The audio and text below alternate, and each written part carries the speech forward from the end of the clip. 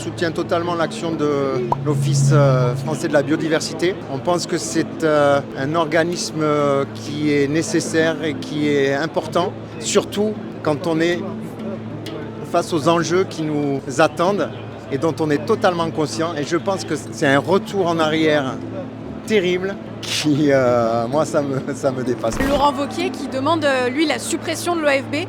Vous pensez que ce serait une solution ? Mais non, parce qu'il y a forcément des gens qui abusent. Il y a forcément des normes à mettre en place. C'est pas non plus normal qu'il y ait des fossalisés qui débordent, qui vont dans les rivières. Enfin, il y a des normes qui existent, elles sont importantes.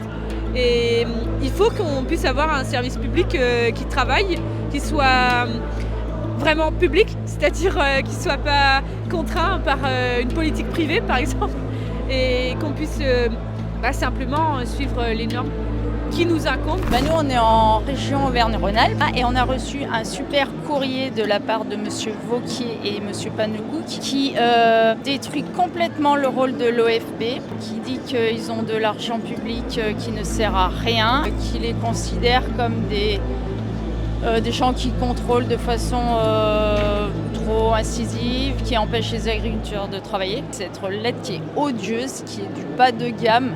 Et c'est dans le contexte actuel, c'est le truc global dans ce moment où tout ce qui a trait à l'environnement, on attaque. Je trouve ça assez scandaleux parce qu'on parle de transition écologique. À un moment, il va falloir se donner les moyens de ses ambitions.